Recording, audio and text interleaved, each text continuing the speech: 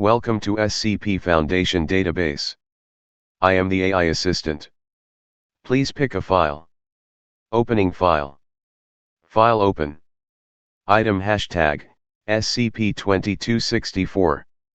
Object class, safe. Special containment procedures. Due to the unavoidably public nature of the building housing SCP-2264-A, security measures are to focus on preventing civilian access to the anomaly's entrance. The Foundation is to cooperate with the Government of the United Kingdom in concealing the existence of SCP-2264-A. A hidden passage to SCP-2264-A has been constructed and remains its only means of access. The original entrance to the room where SCP-2264-A is located has been walled over, ensuring that only authorized personnel have access to SCP-2264-A. Operatives are to be reassigned and replaced monthly due to the threat of psychological addiction to SCP-2264-B. Description: SCP-2264-A is a door composed of iron located within a hidden chamber beneath Martin Tower, a part of the Tower of London. 1. The gateway cannot be unlocked through traditional means, requiring a highly ritualized process. Attached to SCP-2264-A is a complex apparatus composed of alchemical tools such as alembics, retorts, and a crucible. Henry Percy, 9th Earl of Northumberland.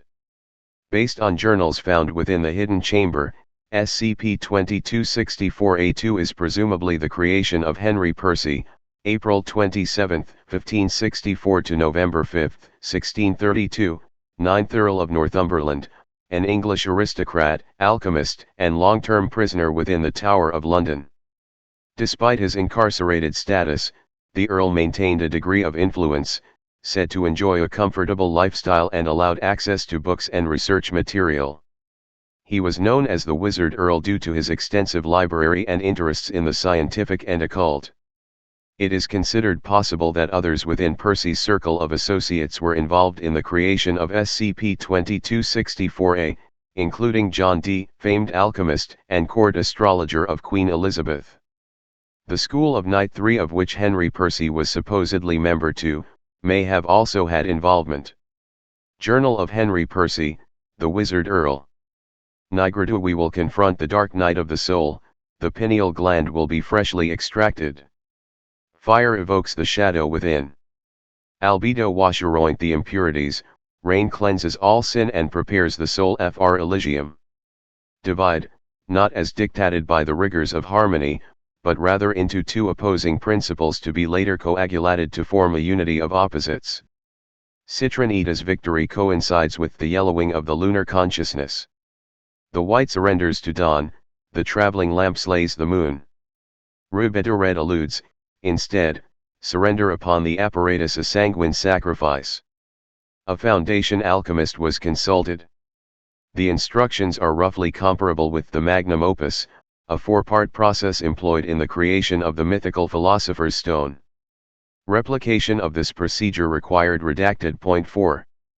Through still undetermined means, a mechanism within SCP-2264-A responds to the completed solution, causing it to unlock and open, allowing access to SCP-2264-B.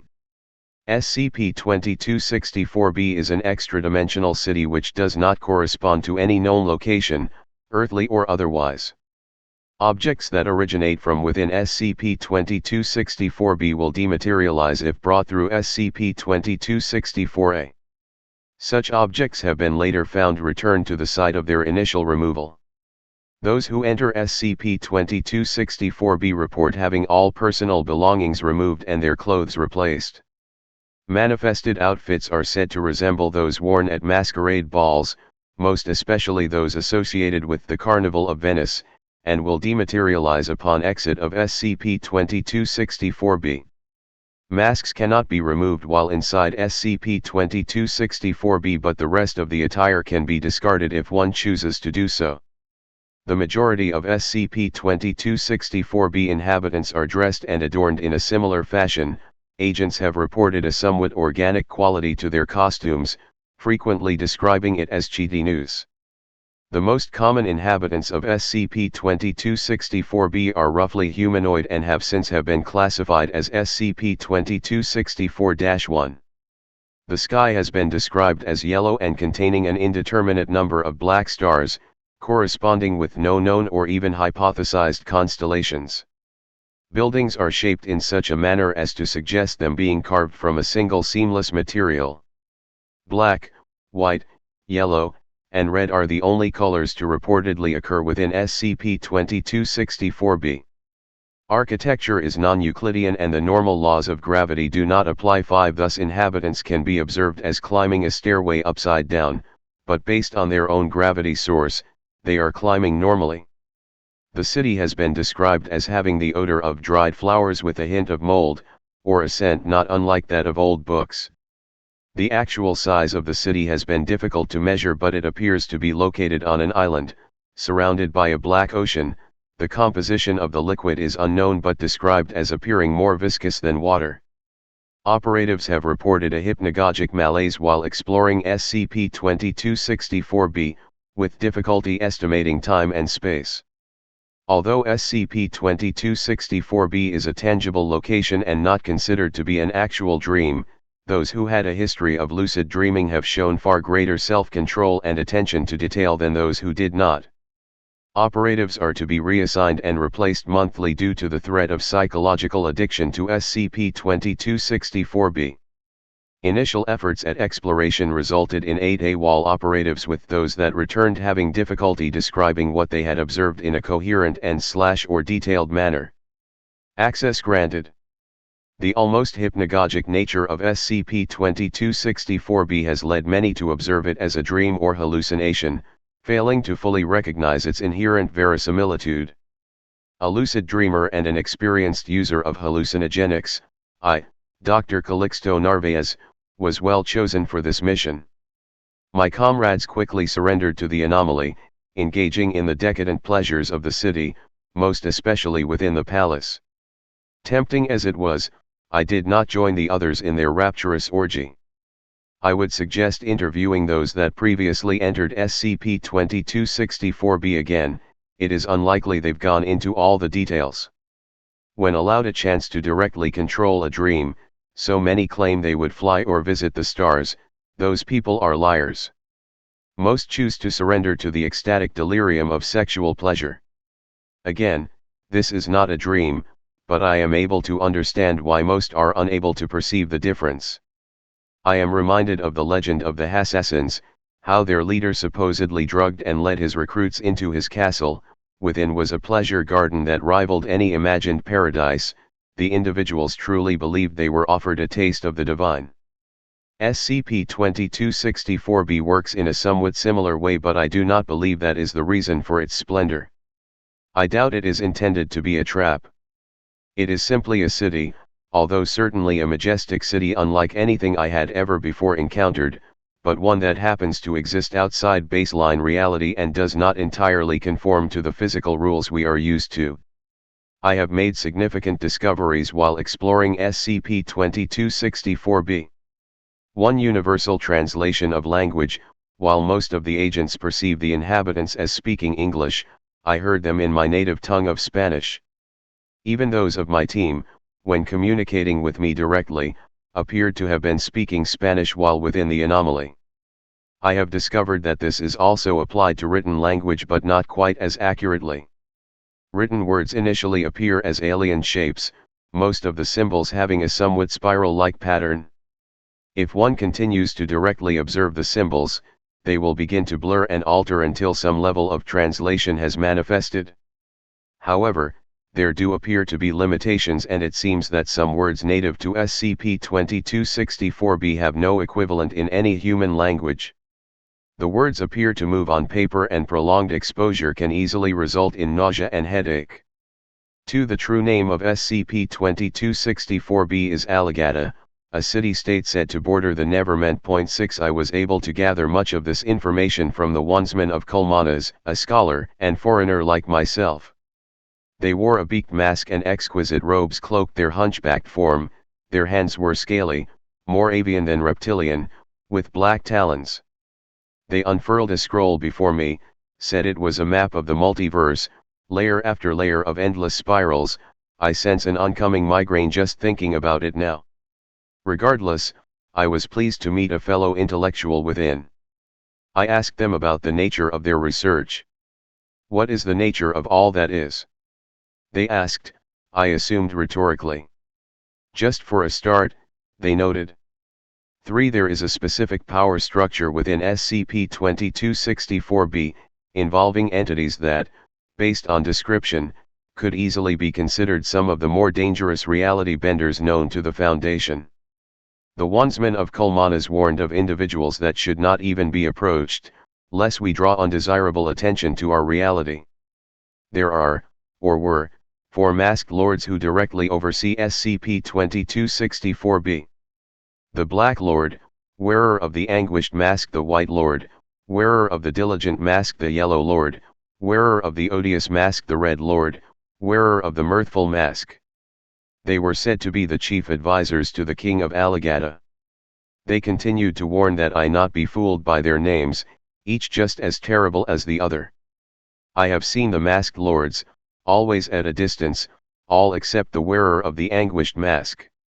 I was informed that the Black Lord was the victim of a political struggle some time ago, the reason never known, if reason existed at all, and cast into some dreadful dimensional backwater. It would only be a matter of time before they returned. The insidious glamour of the city-state disguises a dreadful truth, one the Wandsman had difficulty expressing in words. They stated that most outsiders came to this place to seek a boon from the king. They refused to speak any more of this entity and suggested I avoid the ambassador of Alagata as well, before politely taking their leave of me. I decided it time to report back, gathered the others, pulling a few from the writhing mound of masked transdimensional entities. The first door we entered was the one to return us to baseline reality. I suspect that SCP-2264-B is a dimensional nexus, connected to countless worlds across the multiverse. Every door used within SCP-2264-B has connected directly to SCP-2264-A. If there are other gateways like SCP-2264-A, I suspect them to be currently sealed. Dr. Calixto Narvaez was commended for his initiative. A psychological evaluation has determined it safe for him to re-enter in the near future, although it has been requested that he use a more professional tone with regards to his reports. Future operatives will be screened for higher than normal levels of activity in the parietal lobes while in a state of altered consciousness, sleep or otherwise. The Wandsman of Kulmanas has since been classified as SCP-2264-2 and is considered an invaluable source of information. The Masked Lords of Alagata have been classified as SCP-2264-3. Access granted. I believe SCP-2264-2 is the only entity we might truly trust in Alagata and sought them immediately. The city contains thousands, if not millions, but SCP-2264-2 stands out and appears to have a strictly scholarly interest in SCP-2264-B, most especially the Palace Library. The collection was impressive and could have been infinite in size for all I knew. There was no visible end to the room, the corridor stretching long into the horizon. I wandered the seemingly endless hall, Agent Cromwell and Dr. Yu at my side, in search of SCP-2264-2. I scanned through a few grimoires and scrolls, the alien symbols failing to translate, leading me to suspect that no earthly translation was possible. In time we found SCP-2264-2, affable as before and expressing concern about our well-being. I asked that they elaborate and I write their response as best as my memory allows. The ambassador of Alagata will soon return from Addendum and only the mad shall remain. I suggest you leave post-haste, for I intend the same. I thanked them for their warning and declared that we would not linger for long. I asked them about Addendum. They replied. A terrible city, filled with equally terrible people. It is said that the Grand Karcist of Addendum serves the designs of an elder being, a horror thought to rival even the hanged king of Alagata. Craw. SCP-2264-2 made a sound not unlike a crow, I should not speak of them. Not here. I asked about who they were, SCP-2264-2, wanting to know more about them. They replied, I am the Wandsman of Kulmanas. A scholar, as you undoubtedly know. I am a walker of the astral plane, a sailor of the celestial sea, and a spelunker of the planar deep. SCP-2264-2 noted something about our aura, declaring it rare across the multiverse but admitted to having encountered similar during previous visits to SCP-2264-B. They said something along the lines of, the deathless merchant of London, driven by greed and black ambition. There was another, a stranger in a strange land. It appeared as though they did not know where they were, smelling of fear. I cannot imagine how one might accidentally stumble upon Alligator. I did not believe such a thing was possible. They vanished soon after, yet I never witnessed them leave. Simply gone in a blink. They would continue to reference the carcists and clavigers of Addendum, stating that they reeked of decay and embryonic fluid. That was the extent of people encountered with a similar aura to our own.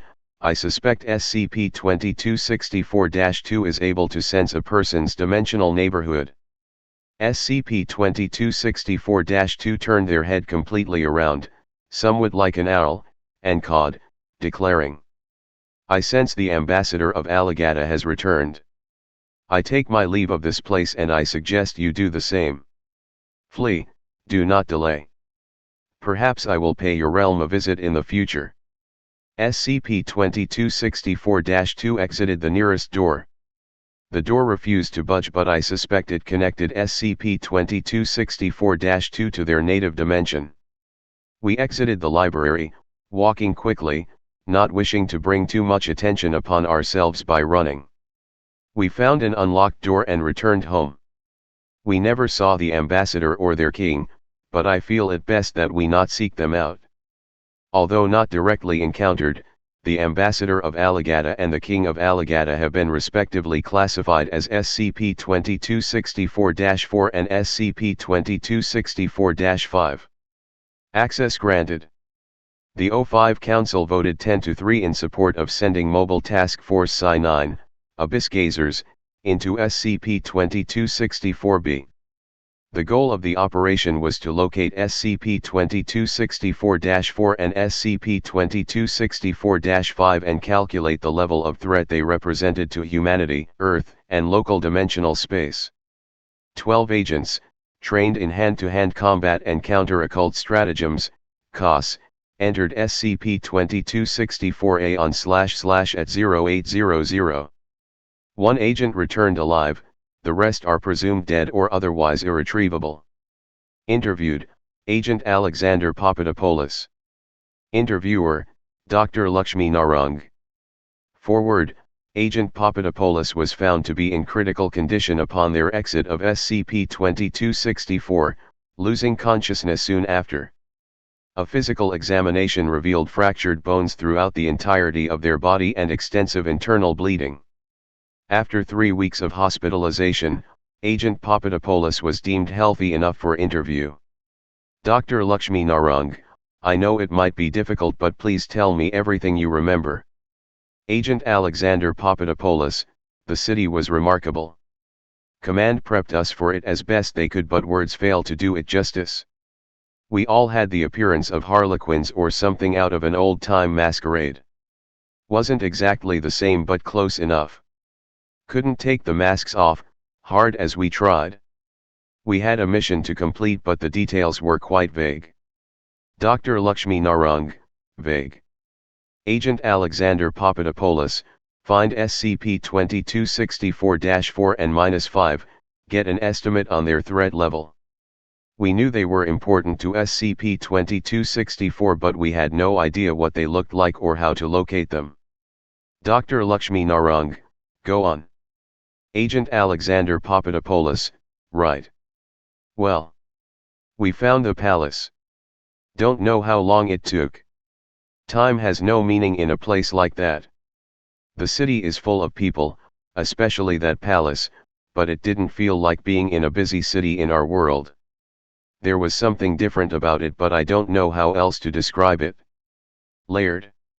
No, still not right. Not important, I guess. Things blurred a lot. Everything seemed to follow a sort of dream logic. Dr. Lakshmi Narang, dream logic? Agent Alexander Papadopoulos, yeah. I mean, it wasn't a dream, I'm certain of that. And I have the scars to prove it. It was all real, but have you ever noticed how dreams rush through the details? You end up one place but don't really recall how. It was like that. I remember the masquerade, the music and the dancing, oh, and the fucking.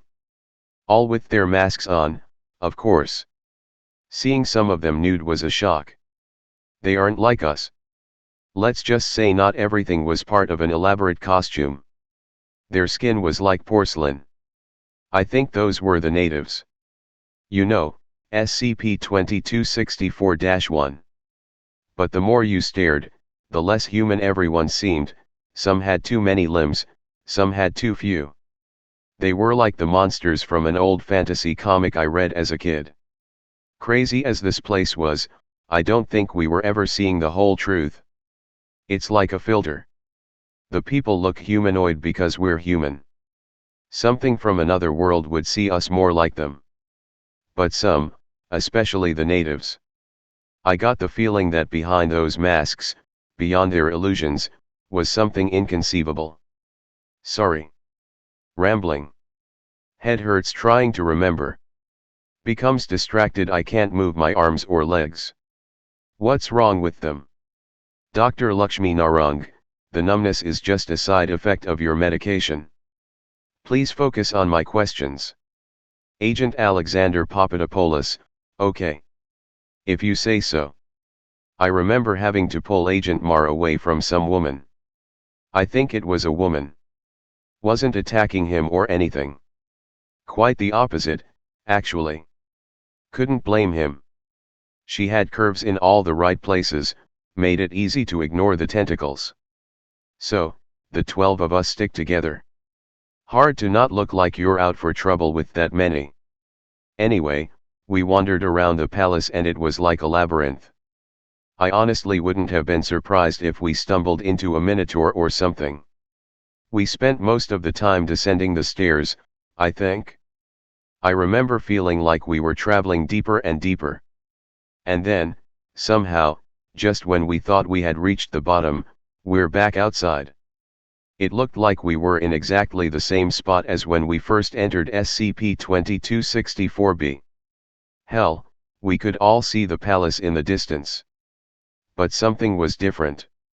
Everything was dark, drained of color. Like, we could see and all, but it was a hazy gray twilight. The streets were empty and the buildings looked ruined. Yeah. Was like the whole city was abandoned long ago. Desolate and silent, not a sound but our own footsteps. We eventually entered this iteration of the palace. Everything was identical, at least the architecture. That's when we heard the whispers. It spoke in a language I had never heard before. I could feel it slithering into my ear, eating its way to my brain. We. Begins to weep. Dr. Lakshmi Narang, please continue. Agent Alexander Papadopoulos, we destroyed ourselves. Dr. Lakshmi Narang, what? Agent Alexander Papadopoulos, we had no choice. The ambassador, it found us. It didn't have a face, no mouth, nose, or eyes. I thought it was wearing a skin-tight outfit and high heels. That is what it looked like at first, but no, that was its body. Its flesh was black. It stood tall, lithe, and androgynous, and so. Dr. Lakshmi Narang, please, this information is important. Pace yourself. We can stop if. Agent Alexander Papadopoulos, interrupting, it stood so damn proud. Just radiating arrogance. I couldn't understand a word it said, and yet every syllable dripped with narcissistic venom. It brought a hand to where a mouth should have been, and it laughed, and then we destroyed ourselves for its amusement. Our bones were shattered. Our flesh was torn open and our organs ruptured. We ruined ourselves in body and mind. All for that thing's amusement. And the whole time, I tried to scream, I tried to beg, but couldn't make a sound. I'm so sorry, I tried to say, I'm so sorry. My team. My friends. I remember how their eyes pleaded for mercy, and asked for forgiveness. You don't forget eyes like that. In the end, I was the only one left alive, surrounded by the mutilated corpses that were once my team. I understand now. The ambassador needed a witness, one to deliver its message. To tell you this, and begins to hyperventilate. Dr. Lakshmi Narang, please continue. Agent Alexander Papadopoulos, I watched the ceiling move as it dragged my broken body from room to room. Eventually we stopped and it lifted me up, held me up before the throne. There I saw the king. It was anchored in place, with hands and throat shackled tight, like a corpse in bondage. Its face was hidden beneath a black veil, or maybe it was a hood. I don't quite remember. But I remember these horrid imps. They were caressing the king's twitching body, as if trying to comfort it. But others pulled the tethers even tighter.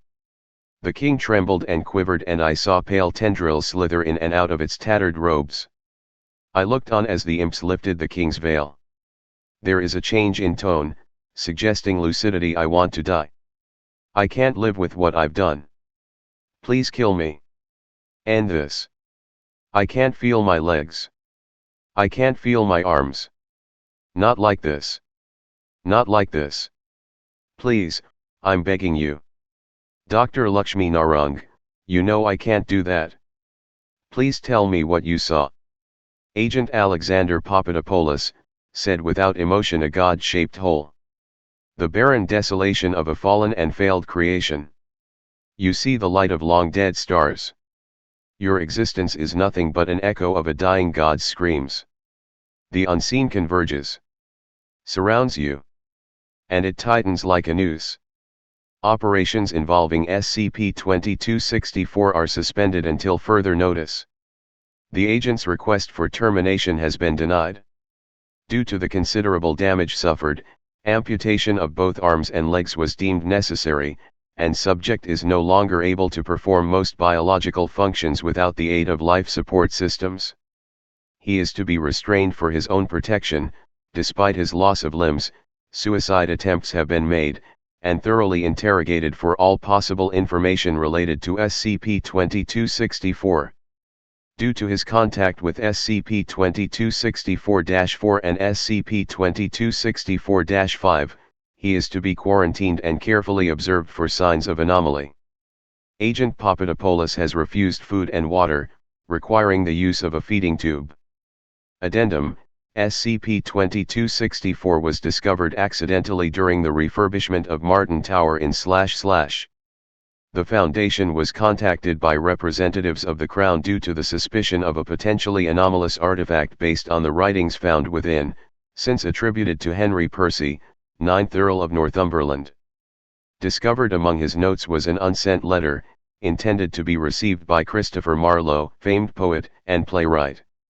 The letter is dated May 30, 1593, the day of Christopher Marlowe's unsolved murder. Access granted. Christopher Marlowe. To my singular good friend, may this missive reach thee ere 'tis too late. 'Twas thou who urged against my building of the Janus Gate. My insult was cruel, having deemed thee foolish and ignorant of the sciences. I prithee forgive mine arrogance. 'Twas thou who suffered the evil to which I was blind. I showed thee the other ordinary, and allowed the secret darkness to coil around the cinder of thy beautiful heart. I was blind, but now I see. I beseech thee to burn that accursed place 7 and return it to ash. Thy patron seeks to corrupt and defile, whence he cometh. There are things that simply should not be. The ambassador shall exploit thee, as they did us. I have sealed the Janus Gate so that only the enlightened may enter. May they have the wisdom to see what I could not, and the power to slay the wretched king within. Damn that metropolis of blood, that terrible realm and its and countless crimes. Consign thy play to the fire, deny thy vile patron, and anoint thee from this madness. We would fain welcome thee back into the night. Updating file. Closing file. File closure complete. Thank you for letting me assist you. Goodbye. Special thanks to all of the writers who bring them to live, the artist that brings form to them, and to the fans who keep them alive.